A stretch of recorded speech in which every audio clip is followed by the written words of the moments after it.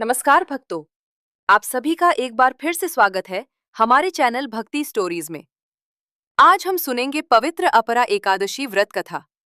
एक समय धर्मराज युधिष्ठिर ने भगवान श्री कृष्ण से विनम्रता पूर्वक पूछा, हे प्रभु, ज्येष्ठ मास के कृष्ण पक्ष में आने वाली एकादशी का क्या नाम है?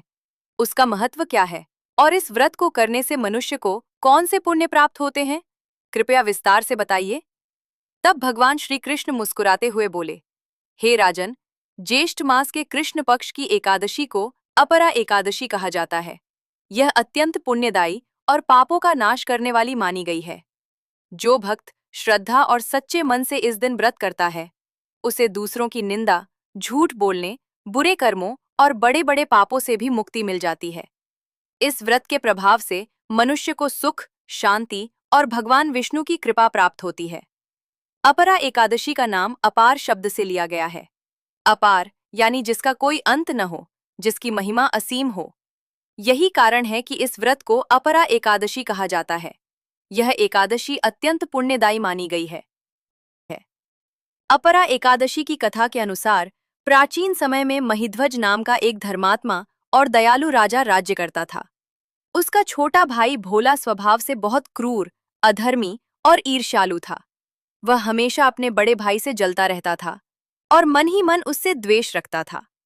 एक दिन ईर्ष्या और क्रोध में अंधा होकर भोला ने रात के अंधेरे में अपने बड़े भाई महिध्वज की हत्या कर दी। इतना ही नहीं, उसने उनके शरीर को जंगल में ले जाकर एक पुराने पीपल के पेड़ के नीचे गाड़ दिया, ताकि किसी को इस बात का पता न चल सके।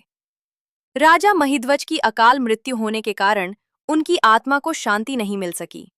वह उसी पीपल के पेड़ पर प्रेतात्मा बनकर भटकने लगे और आसपास के लोगों को अनेक प्रकार से परेशान करने लगे। उनके क्रोध और पीड़ा के कारण उस स्थान पर हमेशा भय और अशांति का वातावरण बना रहता था। एक दिन अचानक धौम्य ऋषि उस जंगल से होकर गुजर रहे थे। जैसे ही उनकी दृष्टि उस पीपल के पेड़ पर पड़ी, उन्होंने अपने तपोबल से उस प्रेतात्मा को पहचान लिया। ध्यान लगाकर उन्होंने उसके पिछले जन्म और उसकी दुखद मृत्यु का पूरा रहस्य जान लिया। ऋषि धौम्य समझ गए कि राजा महिध्वज की आत्मा अपने साथ हुए अन्याय और अकाल मृत्यु के कारण भटक रही है। धौम्य ऋषि ने करुणा से भरकर उस प्रेतात्मा को पीपल के पेड़ से मुक्त किया और उसे भगवान के नाम तथा परलोक ज्ञान का उपदेश दिया। उन दयालु ऋषि ने राजा महिध्वज की आत्मा को प्रेत योनि से छुटकारा दिलाने के लिए स्वयं श्रद्धा और विधि विधान से अपरा एकादशी का व्रत किया। व्रत पूर्ण होने के बाद उन्होंने उस व्रत का सारा पुण्य राजा महिध्वज की आत्मा को अर्पित कर दिया। अपरा एकादशी के उस दिव्य पुण्य के प्रभाव से राजा को तुरंत प्रेत योनि से मुक्ति मिल गई। कुछ ही क्षणों में राजा महिध्वज ने एक दिव्य और तेजस्वी शरीर धारण कर लिया। वे अत्यंत प्रसन्न होकर धौम्य ऋषि को धन्यवाद देने लगे।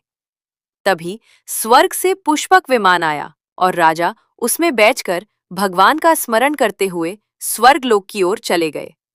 तो भक्तों, ये थी पवित्र अपरा एकादशी व्रत कथा।